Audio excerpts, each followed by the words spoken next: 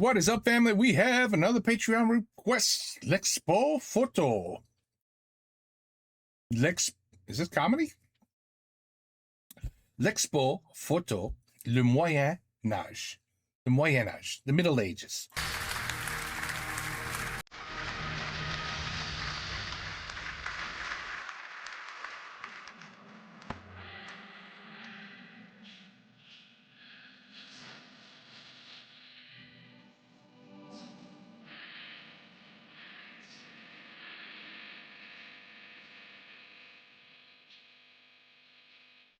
Voilà, mesdames et messieurs, j'ai déroulé devant vous la ligne du temps. Je serai votre professeur d'histoire un peu particulier de ce soir. La période que vous voyez là-bas avant le repère orange est bien sûr la préhistoire. Entre le repère orange et le repère bleu, c'est bien sûr l'Antiquité. Entre le repère bleu et le repère rouge, c'est la période qui nous intéresse particulièrement ce soir, c'est le Moyen-Âge, une période qui couvre un espace-temps de plus ou moins 1000 ans. Et à partir du rouge jusqu'à ma main, c'est l'époque contemporaine. Vous voyez peut-être un petit repère rouge ici, voilà. C'est l'année du premier pas de l'homme sur la Lune, c'est bien sûr l'année 1969. 1969. Très très bien, Namur, pas mal, pas mal. Ici, juste à côté, juste tout près, une toute petite marque rouge, encore plus minime, encore plus insignifiante, c'est la date d'anniversaire de mon frère. En même temps, tout le monde s'en fout. Hein. Ici, vous avez un autre repère rouge, c'est l'année de la chute du mur de Berlin. C'est bien sûr 1989. 1988. 1989. 89, damn it! That's what I said first. That counts. Très très bien. La soirée d'aujourd'hui est ici. Nous sommes donc là, sur le repère rouge. Et à partir de là, jusque dans les coulisses, ne regardez pas, il n'y a rien à voir, parce que c'est le futur. Voilà. Je vais donc vous parler d'une période particulière qui nous intéresse particulièrement ce soir, c'est le Moyen-Âge. Découvrons, si vous le permettez, une figure historique de cette époque, le roi Childéric Ier.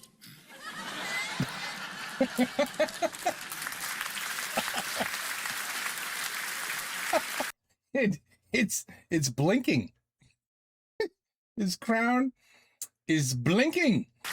And so is his scepter. I don't even know what that is. Oh man.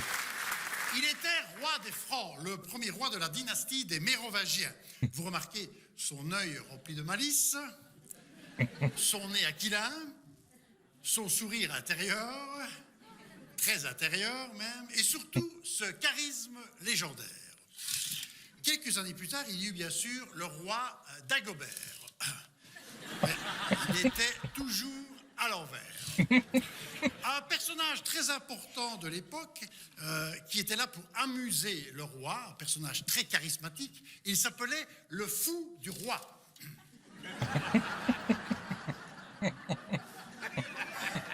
Son travail était donc d'amuser le roi en lui racontant de courtes histoires drôles appelées blagounettes. Hé, messire, vous savez pourquoi les castors ont toujours la queue plate? Parce qu'ils se font faire des pipes par les canards. Le roi riait, il riait le roi. C'est fou ce qu'il pouvait rire, il n'arrêtait pas de rire. C'était un roi rieur, il n'arrêtait pas de rire. Par contre, si jamais le roi ne riait pas, à ce moment-là, le fou du roi était alors exécuté, soit par pendaison, soit par strangulation, soit par empoisonnement. Quoi? Une petite fiole. Soit par flagellation. Aïe. Arrête, j'aime bien. Aïe, soit exécuté par un tir d'arbalète. Ça va. C'est bon.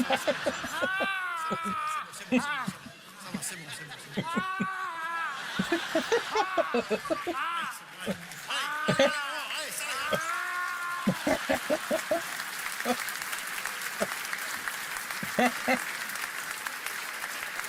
Holy shit, how about that for pressure, huh?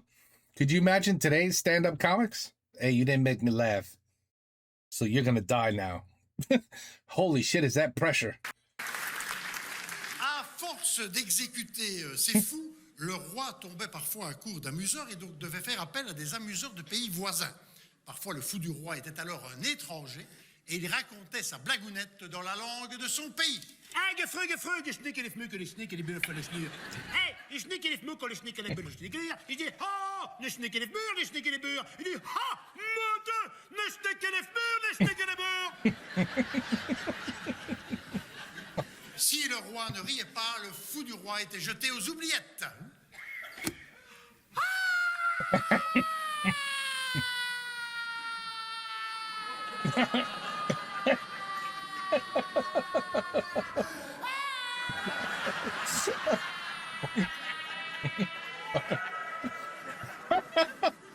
Qui était parfois très profond.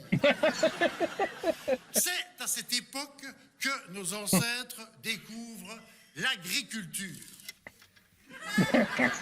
Ils semaient des graines du soir au matin et du matin au soir pour ensemencer leurs terres. C'est fou ce qu'ils pouvaient semer. Ils n'arrêtaient jamais de semer. C'est ce que l'on appelle des ensemenceurs fous. Ils semaient sans cesse. C'est fou ce qu'ils pouvaient semer. Ils n'arrêtaient pas de semer. On se demande pourquoi ils semaient comme ça. Ils semaient sans jamais s'arrêter. Ils semaient. Bien sûr, pour une irrigation optimale, il fallait aussi arroser.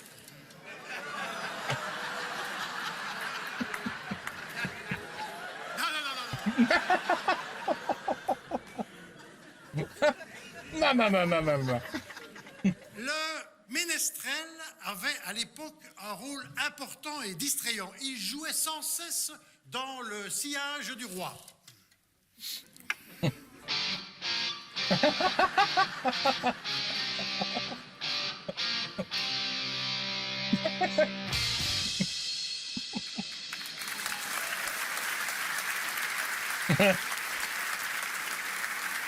Là.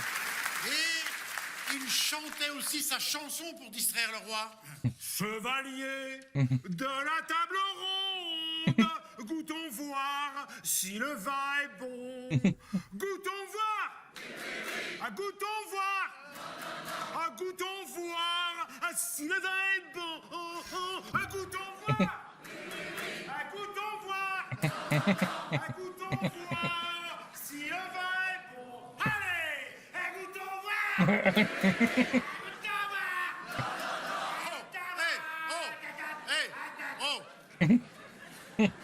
Ne l'encouragez pas.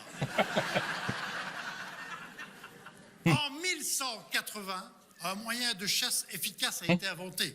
Le dressage des rapaces, des aigles, des buses, des éperviers, des faucons a permis de développer une chasse particulière. La fauconnerie était née. Look at his eagle.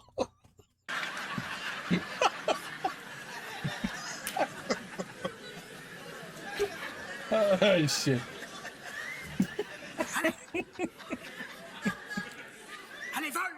Allez, vole. Tu vas voler, nom de Dieu. Après 3 ans de dressage intensif, le fauconnier arrive toujours à faire revenir le rapace sur son poids dressé.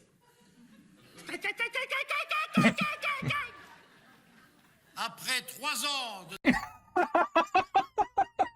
Throw it back. dressage intensif, le fauconnier arrive toujours à faire...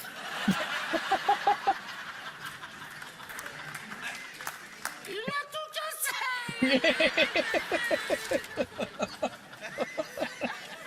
Il n'est jamais revenu si doucement. Oh, man.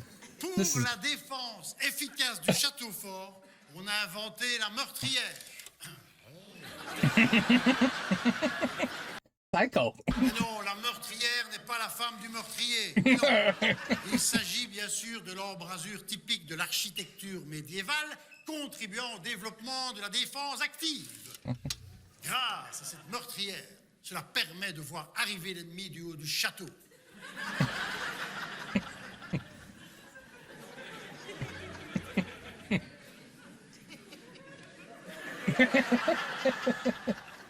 Et de glisser à travers celle-ci un arc. Une arbalète. Un sabre laser. Un bazooka de 350 mm avec des obus de 45.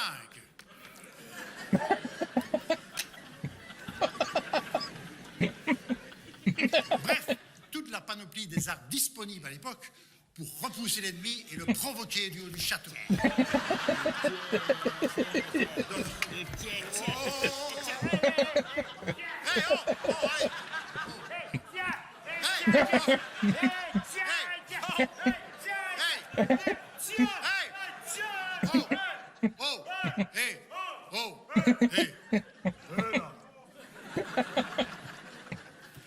Analysons, si vous le permettez de plus près, l'équipement des cavaliers de l'époque.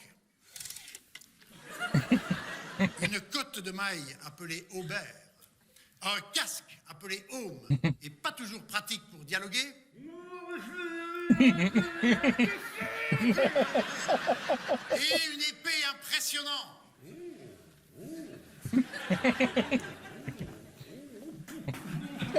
Ces chevaliers étaient des cavaliers hors pair.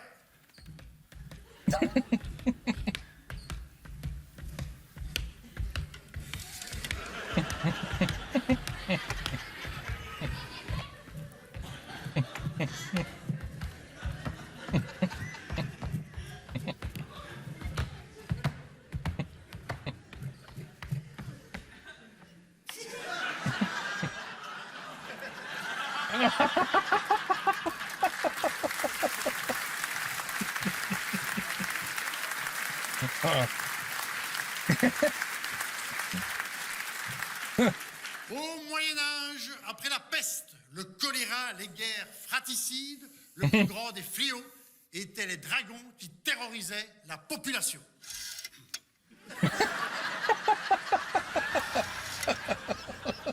Heureusement, des valeureux chevaliers de l'époque ont combattu fièrement ces dragons. Ce sont les fameux chevaliers de la table ronde.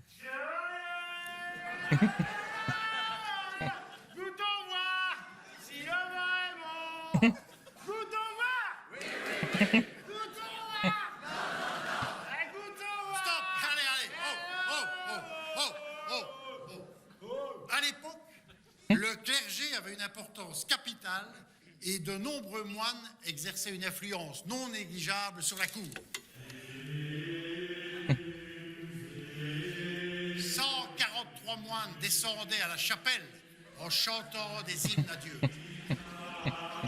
143 moines descendaient à la chapelle en chantant des hymnes à Dieu. 143 moines descendaient à la chapelle en chantant des hymnes à Dieu. 143 moines descendaient à la chapelle.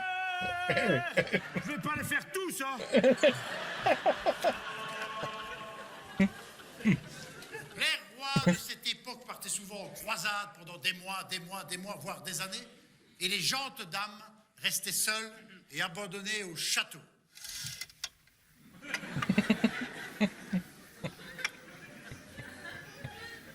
Je suis seule. Elles étaient très seules. Je suis très seule. Abandonnée dans ce château.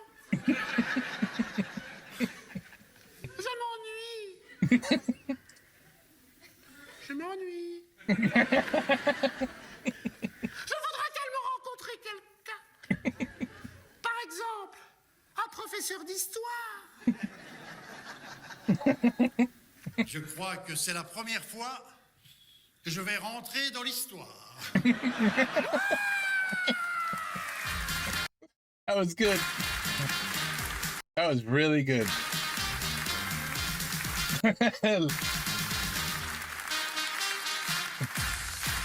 Moyel. Gosh.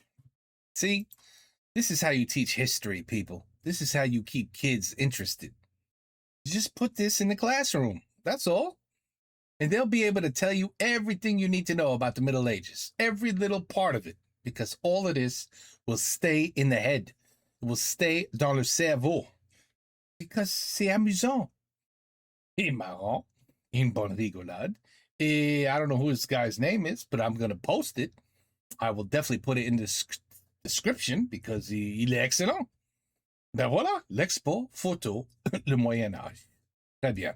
Take care. Peace out. À la prochaine. Really good.